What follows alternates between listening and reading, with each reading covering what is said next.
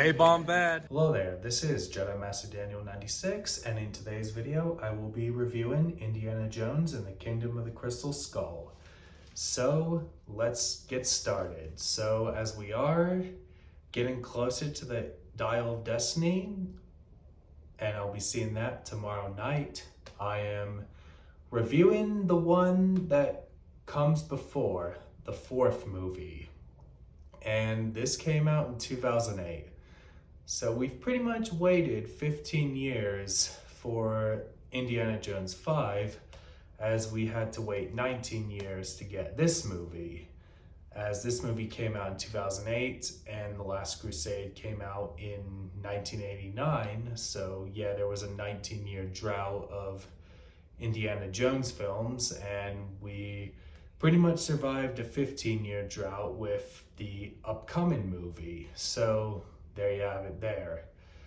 And this movie takes place in 1957, so you could even say there's a 19-year time gap with The Last Crusade, which takes place in 1938, and then this movie taking place in 1957. So a little fun fact there.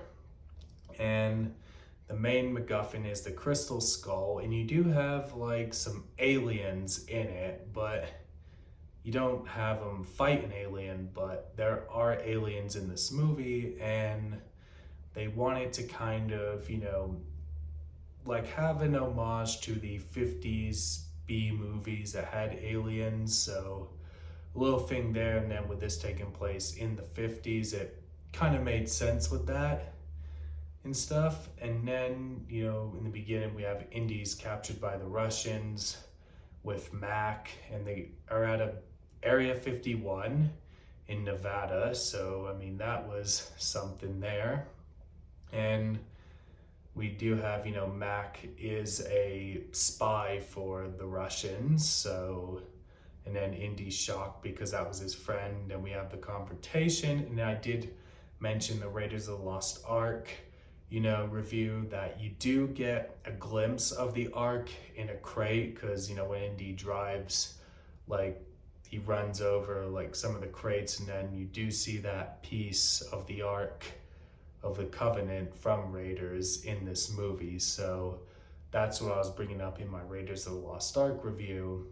So you have that. The main villain, name is Spalko. So she's played by Cate Blanchett, and she's like kind of the leader of the Russian army in this movie. So that's that there. And I also made the comparison when Rebel Season 3 came out.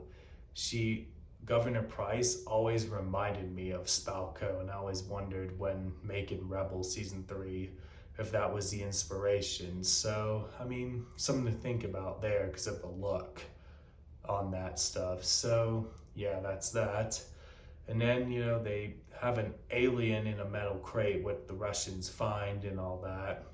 And then, so you have that bit, and then there's a bit where some agents talk with Indy about thinking he's a communist and stuff. So they, Indy doesn't know that Mac was a spy and all that and stuff. And then Indy goes on a long leave of absence from his college in this, and due to, his suspicious activity is what they think. And then the FBI, showed up at his college and stuff. So that's that. And then kind of when Indy's leaving, he meets Mutt Williams. He's played by Shia LaBeouf. And if you were around in the 2000s and kind of, grew up in the 2000s and stuff, you kind of have to remember the Shia LaBeouf renaissance that we lived in at the time. And then, I know he's not gonna be in Dial of Destiny, but I did read we will find out what will happen. For those that have watched the Dial of Destiny, don't spoil anything in the comments. I will find out myself, but I have seen the reports that we will learn in the upcoming movie. Just wanted to bring that out. So yeah. And that's that. And then, Mutt, he shows Indy these letters and all that stuff.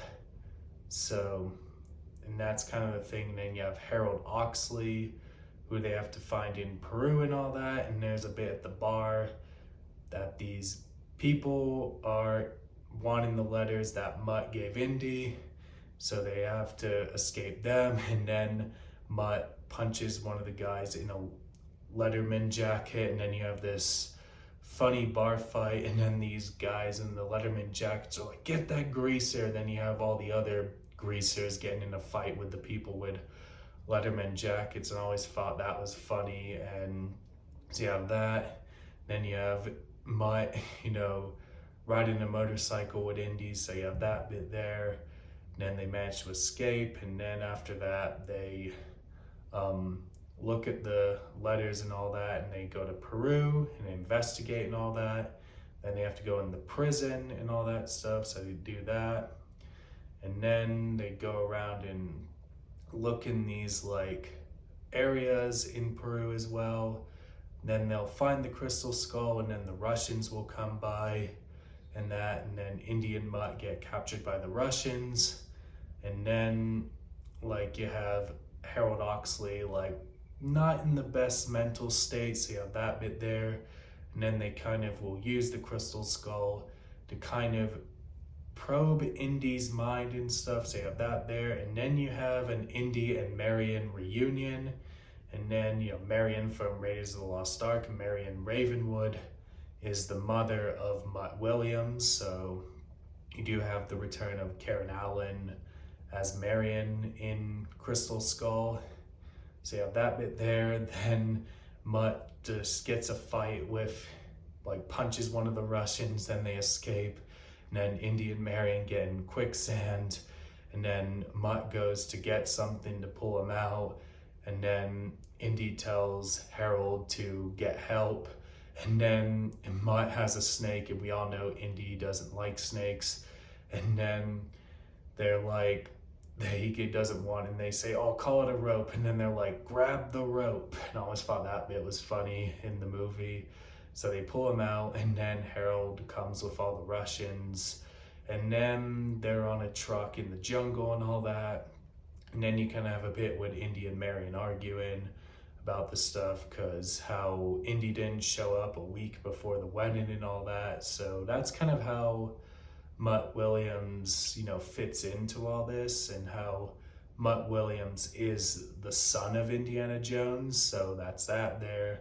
Then we have, they fight the Russians, and they have to get Oxley and the skull, so that before they do. And then there's a bit with Mac, and he's like, Jonesy, and then Indy punches him. So you have that bit. Then you have a fight with Mutt and Spalko, so you have that bit there. And then after kind of that, they get to the bit with ants, and then you do have the ant scene, and you have Indy and a Russian soldier fighting and stuff, and they just have a good punching fest. And then, as I mentioned in the grotesque scene in the Temple of Doom, when I was given some grotesque Indy scenes in comparison with that, that's where I brought up with the Russian soldier getting ants in his mouth and stuff. So that was the bit there. And then we have, Indy, Marion, Harold, Mutt, and Mac getting ready to go down the waterfalls and all that with the skull, because they have to go to the place and all that.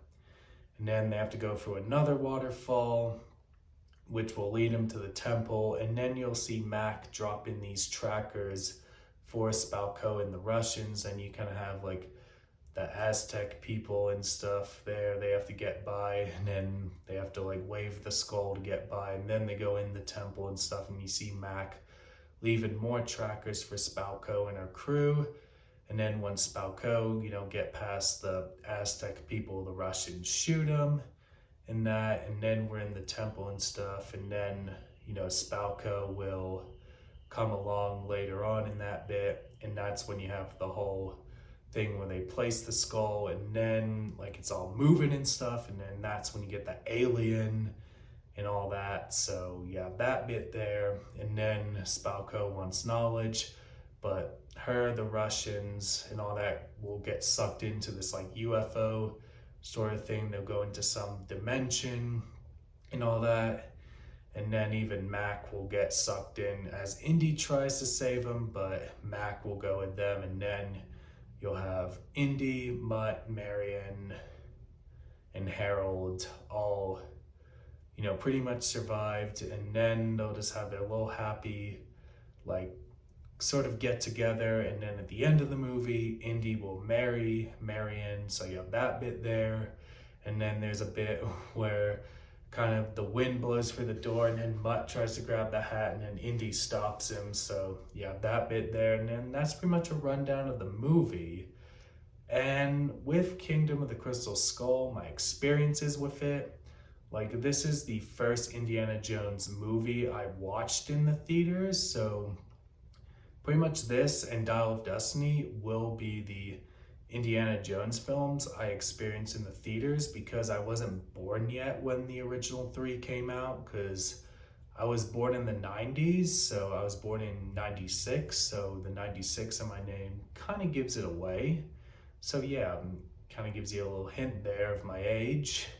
So, I did see more of the original 3 Indiana Jones films on the small screen on DVD, and then pretty much, as I said, Crystal Skull and Dial of Destiny are the big screen, experiences I have with this franchise. And then, so that's that. And then even earlier when I mentioned, with Shia LaBeouf in this movie, this was pretty much one of the movies where he was sort of making his name for himself, sort of more, coming off the first Transformers movie to sort of boost his stardom at that time, where Shia LaBeouf was everywhere at the time. So a little thing there is what I mentioned earlier, and I'd probably rate this movie a solid 8.5 out of 10. I don't even think this movie is as bad as people say it is. I mean, I know older fans that, like the original 3 don't like this movie, but I never found it that bad, to be honest. Maybe I'm a little biased because I grew up with this movie, so that could be that. And I do have some entertainment value with this movie, and that's just me. And that does it for me in this video. Don't forget to like this video, subscribe to the channel, comment what you think down below. Did you like Kingdom of the Crystal Skull? Did you not like it? Let me know your thoughts down below. Share this video. Let's get to 600 subscribers. Follow me on Twitter, DanRS87. Instagram, JMD96_YT, Facebook, JamMasterDaniel96, and have a great day.